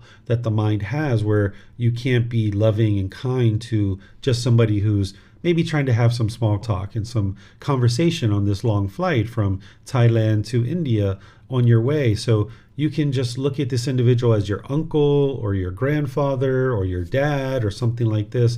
And then if you get any inclination from his speech or his actions, not just what's going on in your own mind, what you are experiencing is what the Buddha is describing as clinging to your perception. You're clinging to this perception that any man, potentially, I'm just kind of thinking based on what you're sharing, any man that talks to me while I'm traveling alone must be trying to take advantage of me in some way. That's the mind clinging to its perceptions. And now you're going to now make certain decisions, which are volitional formations, that you're now clinging to those volitional formations, and you can't make wise choices to be loving and kind in these situations. So you would like to eliminate your clinging to your perception, and that's eliminating the conditioning of the mind and purifying the mind to just take it on face value. This is a 50, 60-year-old man, and he's just saying something, trying to have small talk about the seats, and he hasn't made any inclination that he's interested in anything other than just having a small conversation. And you can just smile and be cheerful. As I've mentioned to you before in some of our conversations, the more enlightened that you become, you're going to see more and more people are interested in talking to you. You're going to see this because you're going to have this brightness and this radiance and this smile, this brightness in your eyes. You'll be in airports, you'll be at bus stations, you'll be at restaurants. People are going to talk to you. And not every person who talks to you is interested in wanting anything from you or expecting anything from you or looking to do harmful things to you. So you're going to need to get comfortable with that and be able to understand that you can make wise decisions to ensure that this body stays protected through your wise decision making. And that's how you ultimately can break through the walls, by continuing to do your meditations of breathing mindfulness and loving kindness, and then practicing generosity and loving kindness as well. And if this was a long flight, for example, and you realized that you were maybe unkind in the situation, one of the things that you can do to kind of clean up your karma a little bit is that, okay, maybe you thought about it, you realize that, hey, he doesn't mean any harm, he's just having some small talk. Maybe when you get up and go to the bathroom, maybe you talk to the flight attendant, maybe you purchase like a little candy bar or something, and then you give it to him as like practicing generosity, right? And sometimes people think that if I give someone a candy bar or I give someone a gift, that means they're going to think that I want something from them, and now that's an open door to them coming in and doing something else, right? But you're going to need to learn this natural law of Gama really well, that practicing generosity doesn't mean you're opening the door for some kind of sexual advance or anything like this.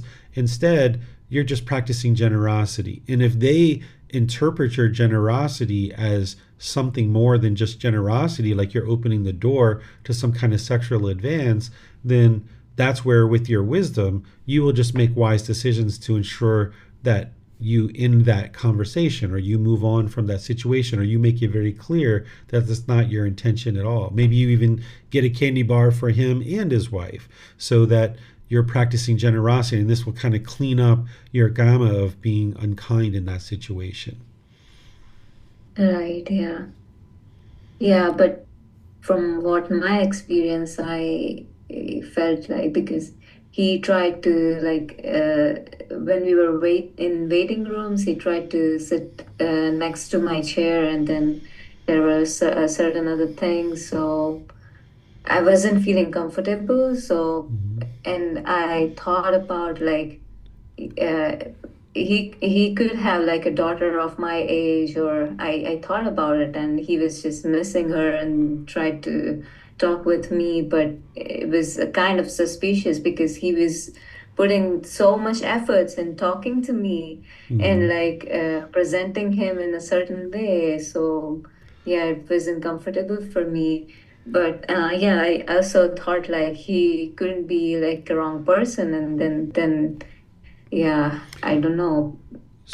So what to do? Like because there are so many people out here like uh, doing certain kinds of things like if they are in a group of friends, they're like if they see a girl they would talk something like certain topics or like to like address it to a girl, but then they're also talking amongst themselves, so it just makes me feel uncomfortable. So, what causes an individual to feel uncomfortable? Their own cravings Okay, to right. yeah. So, this gentleman didn't make you feel uncomfortable. It was your own cravings, desires, attachments. You're clinging to the form, you're clinging to feelings, perceptions, volitional formations, and consciousness. That's what's causing the mind to feel uncomfortable. You've got to just see it for face value that this person is interested in talking to me, and that's it. They're just interested in talking to me. Because you can go around the world being fearful of everybody who talks to you while you're traveling alone. You know, this particular type of person that looks this particular way and does these particular things. You can walk around and be fearful of all those things, but that's a really difficult life to live. Or you can walk around the world with a smile on your face and know that there's going to be lots of people who are interested in talking to you because you look cheerful, you look bright, you're interesting perhaps, and maybe they would like to just talk to you and have a conversation.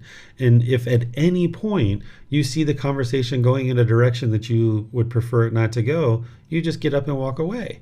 And you just get up and leave and say, "Sir, I'll see you later. I'm going to go over here." And you just excuse yourself out of the conversation and you leave. A conversation doesn't mean that you're going to end up injured or hurt or taken advantage of or something like that. So you need to eliminate any of that conditioning and realize that you've got wisdom to be able to step away from a conversation if you see that it's going in a direction that you would rather it not go in. Right, yeah. Because yeah, I talk at certain other people, but then yeah, when I don't know, it could be, yeah, it is because of my perceptions and everything. Yeah. it is your Yeah, I think perceptions, that's it's your for cravings. yeah. So there's two options. You can go around the world being fearful of everybody or certain people, right? You can go around being fearful, or you can go around and just realize with your discernment, with your wise decision making, at any point if you see something that's not going a particular way that you would prefer it go, you can just make wise decisions to remove yourself from that situation. Right, but I feel fearful like it would happen, and so So you're I acted in those ways. right. That's the So I'm mind fearful clinging. ahead of time. Right, that's the mind craving and clinging, right? Like maybe you've seen a certain number of news stories of Indian women being taken advantage of in Indian society, and they're traveling alone and they end up having all these unfortunate circumstances, and now your mind's clinging to that perception. You're clinging to those things and thinking that this is what's going to happen to me when I travel alone. So you need to clear your mind out of that and realize that everything is happening as cause and effect or action and result. It's based on your decisions. So you're in the middle of an airport with all these people around.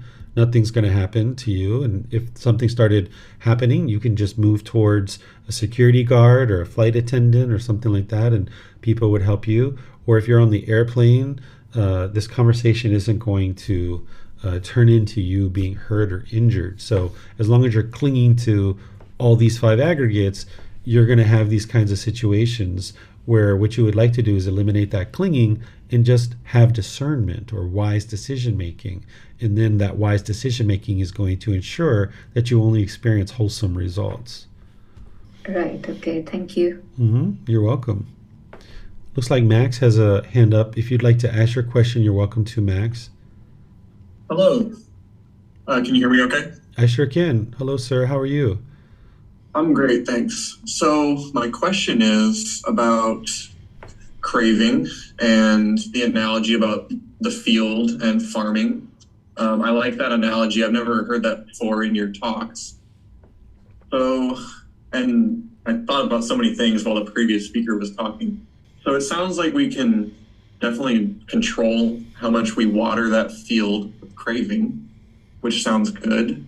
I was wondering if there was a fourth element involved in the three elements of the field, the field, the seed, and the water, the craving. And then we talked about the being. So my initial thought was the fourth element could be the mind. But my actual question is, when you were talking about the baby, a newborn baby has no idea about true reality. So I'm wondering, how does that baby water its field with craving? Is it by just wanting and wanting things, by crying? And then I thought about a situation while the previous speaker was talking about craving. If I saw somebody kind of being called out by a group, my initial thought was, oh, well, I'll say something to the group. And then I thought it might be better to say something to the individual later. And I'm realizing both of those are cravings. That's more of just a statement. That's all. Thank you. Okay. I will try to answer your questions, but since there was multiple things in there, if I don't answer something, feel free to come back in with a follow-up. So I'm going to focus on the one that you were talking about with the field, the seed, and the moisture, because it sounds like you might not be 100% clear what the Buddha was sharing there. Remember, the field is the Gamma. That's the Gamma. The seed is the consciousness or the mind itself. That's the seed. And now the craving is the moisture. That's what's feeding the seed. That's what's feeding the consciousness to continue to come into the world over and over and over again.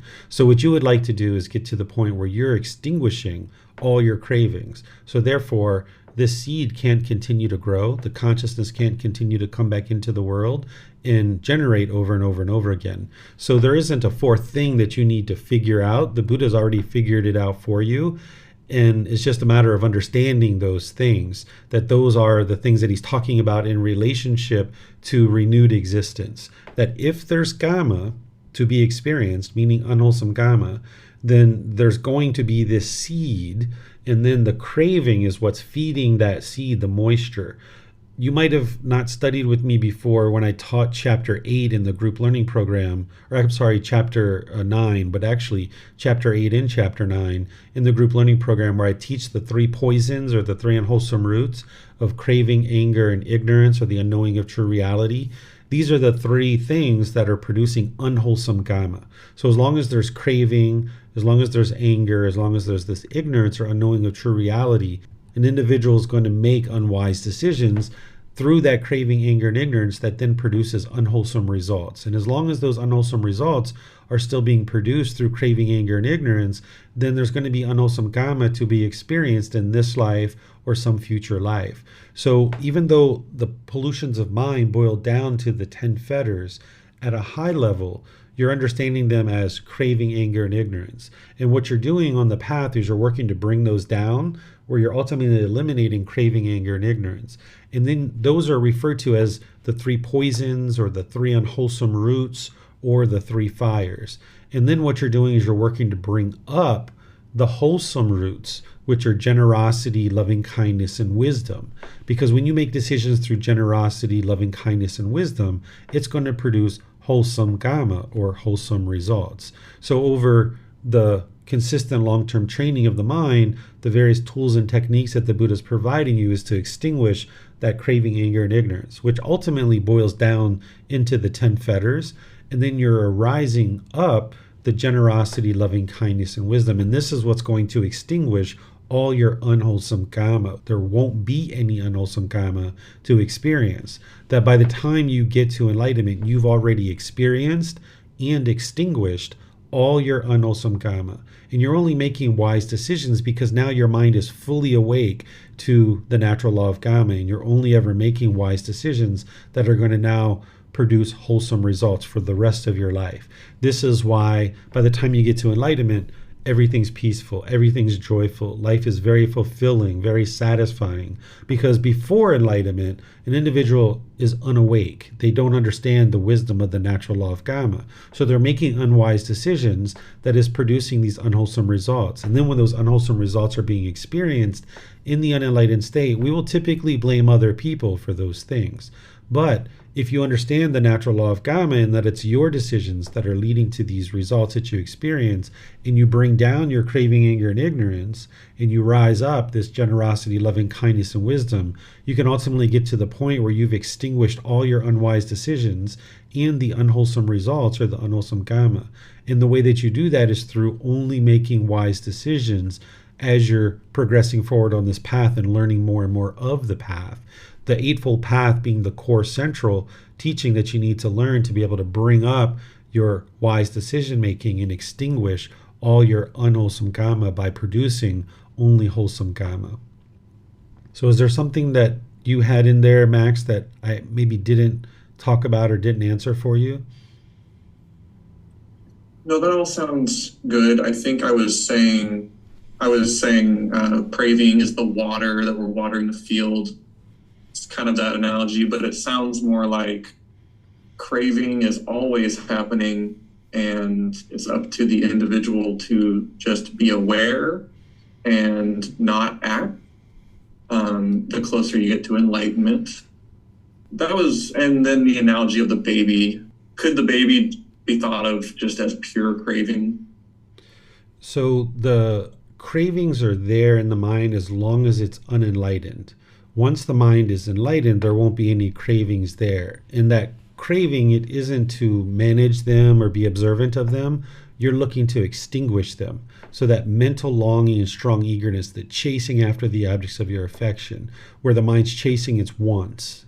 You would like to not do that. You're interested in training the mind that, yeah, you're going to have certain needs in life, that you fulfill those needs, but those are things that you need, right? And you pursue those things. Whereas if you allow the mind to keep craving and chasing after the things you want and expect and longing and yearning for, you're going to ultimately end up in dissatisfaction at some point, in that discontentedness. So it's not a matter of managing it or being observant of them. It's a matter of extinguishing them.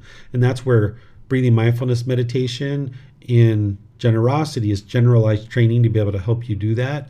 And then there's other teachings that you need, which is part of the Eightfold Path. And I'm not sure that you've studied that with me yet, but coming up January 1st through January 5th, there's a course here in Chiang Mai that I'm going to be teaching, and I'm going to be live streaming it as well, that you're welcome to attend that if you like.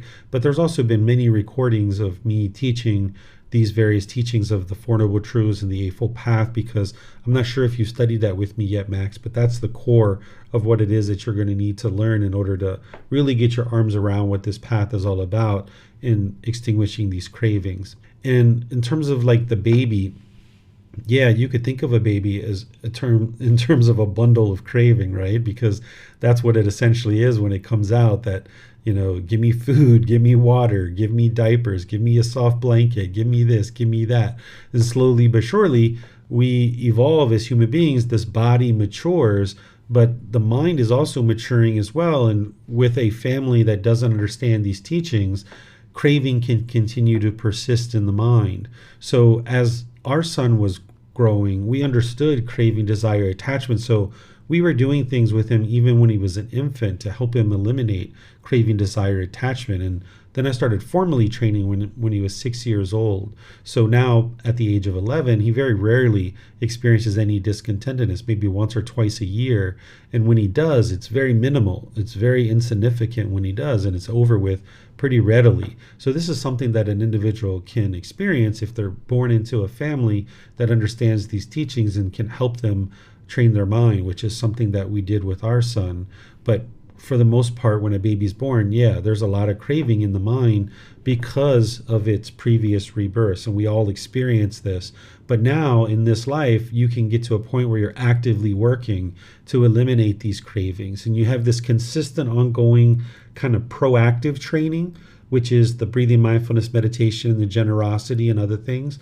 But then there's kind of like in the moment training, that where you notice with your mindfulness that the craving is arising, you can cut that off and let it go and restrain the mind. And this takes training to be able to do this on a consistent, ongoing basis. Okay, perfect. I think I'm just really, really concentrating on that analogy. Like I want to think of the seeds, like I want to think of what the trees of those seeds represent and so forth. Yeah. I am familiar with your podcast and such, and I really enjoyed listening, and I'm looking forward to you starting the new program.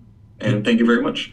Yeah, you're welcome. Pleased to talk with you. And I think we're going to be chatting here soon. I think you might have scheduled a time for us to talk privately. Yeah, sounds good. I'll talk to you later.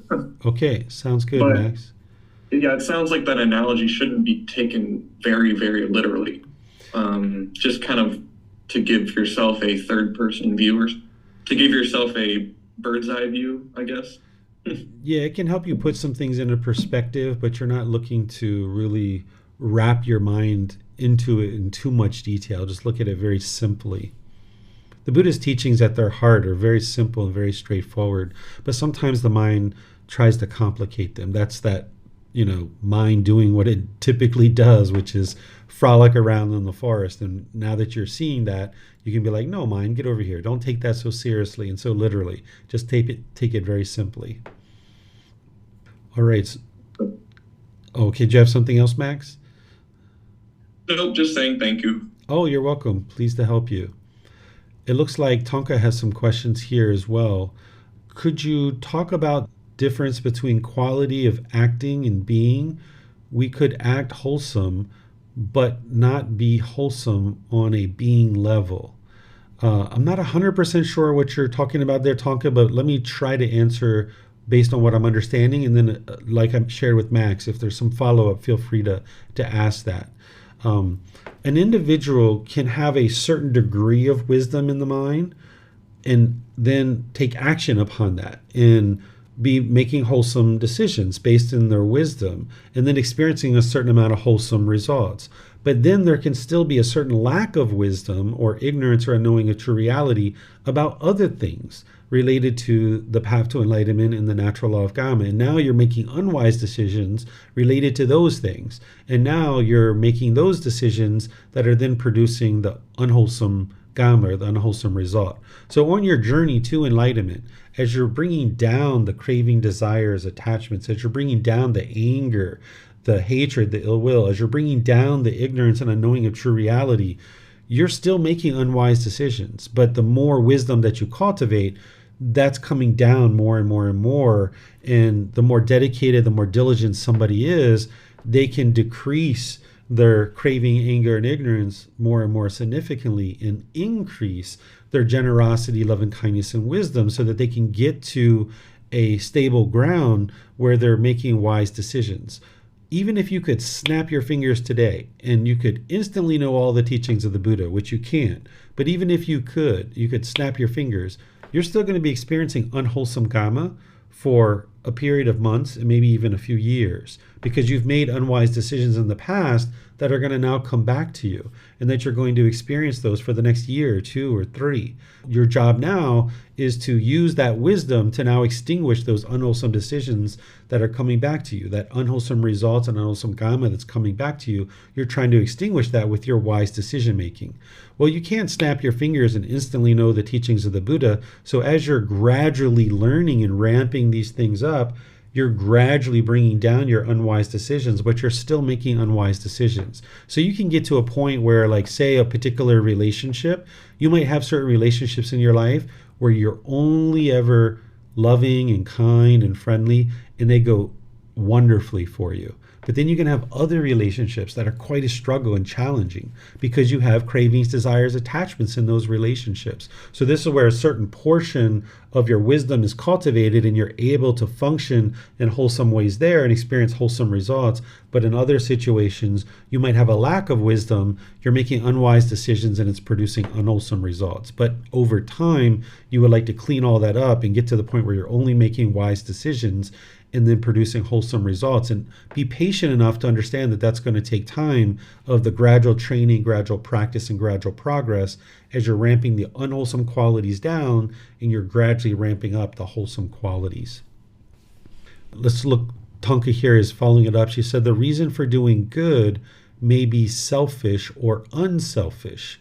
If it's based in craving, then it can be selfish, right? So it depends on what's motivating you to be able to make any particular wholesome decision. If you're making a wholesome decision, or you think you're making a wholesome decision, if it's based on selfishness or craving, then it's an unwholesome decision. It's going to produce unwholesome results. You might not be seeing that. You might be thinking that this is something good, but if there's a craving in there, it's going to produce unwholesome results. Here's a real simple example. If you choose to practice generosity and you're walking into a store and you see there's someone behind you and you hold the door, and now you're doing something good and you're holding this door, but you have the expectation that someone's going to say thank you, there's still craving there.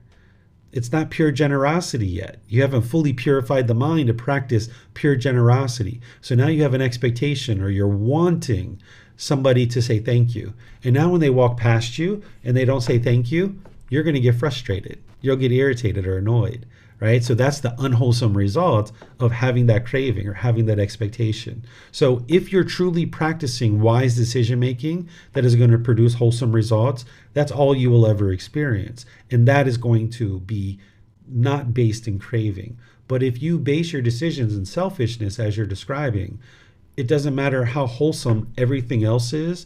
If 1% of that decision is based in craving, you're going to experience unwholesome results. You're going to need to get to every single decision is 100% based in wisdom, those 3 wholesome roots. That when you base your decisions in generosity, loving kindness, and wisdom 100%, then you will experience 100% of wholesome results. Okay, she says, thank you. It's clear now. Perfect. Let me see if we have any other questions coming in anywhere. All right, I'm not seeing anything anywhere. So thank you all for joining. Thank you all for studying the teachings of the Buddha. This was a great little discussion here at the end of our class to help you guys with some kind of miscellaneous topics that you're looking to investigate. You can ask these types of questions in all of our various platforms of Facebook, of our online classes, sending a private message, or scheduling personal guidance. I'm pleased to help you guys with any of these questions, because these are the things that you guys oftentimes might need, because there's a certain level of studying that you do in these classes and with these books and stuff like this, but then there's going down into it and penetrating into it in more detail, and that's what you're able to do when you're studying with a live teacher. So pleased to help you guys and support you on your journey to enlightenment. In our next Saturday class, we're going to just be moving to 10 more chapters in this book, Volume 11, The Realms of Existence. So if you'd like to read chapters 11 through 20, you're welcome to read those and glean the benefit out of that. We're going to eventually be describing all the different realms. The Buddha goes through all the different realms, and it's organized to take you from the lower realms up to the higher realms. So you're going to start learning about hell. You're going to be learning about the animal realm, afflicted spirits, the human realm, the heavenly realm, and in that order. And then towards the end of the book, you're going to be learning about some miscellaneous teachings of how to get to enlightenment and escape the cycle of rebirth. So you're welcome to read those chapters either before class or after class. And you can also study them here in class, but if you read the content of the Buddha in the teachings that I'm sharing there as well to help you, that will help you to get the most benefit out of the class and out of the studying. Tomorrow in the group learning program, we're going to be in Volume 1, Chapter 15, where I'm going to be teaching you true love, love without attachment. If you're having challenges in any of your relationships, like your parents or your life partner, your siblings, people like this, your coworkers, this is just because the mind doesn't understand and have the wisdom of practicing true love, love without attachment. And oftentimes it's very challenging for the unenlightened mind to eliminate its attachment to those people who are close to you. So by you learning about true love and practicing true love, this is actually going to help you eliminate attachment to the people closest to you, so that you can learn how to have relationships but do that with true love rather than craving, desire, attachment, which is oftentimes masquerading as love. So I'm going to explain to you what true love is and how to practice it so that you can get to this point where you have very fulfilling and satisfying relationships where you're practicing true love. So therefore you can experience true love and you can identify when other people are practicing true love with you. And then on Wednesday, I'm going to be sharing with you guys loving kindness meditation. I'll do a guided session with you on that, and you're welcome to ask any and all questions during that class session. So perhaps I'll see you guys in one of these future classes. Have a very wonderful and lovely rest of your day. We'll see you next time. Sawadee ka. Thank you for listening to this podcast.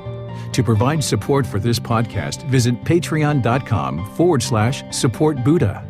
To access more teachings, visit buddhadailywisdom.com. There, you will discover a full range of courses, retreats, and online resources to assist you on the path to enlightenment. Remember to establish a daily, consistent meditation practice, along with learning and practicing these teachings. A well-developed meditation practice is the foundation in which to train the mind to attain enlightenment.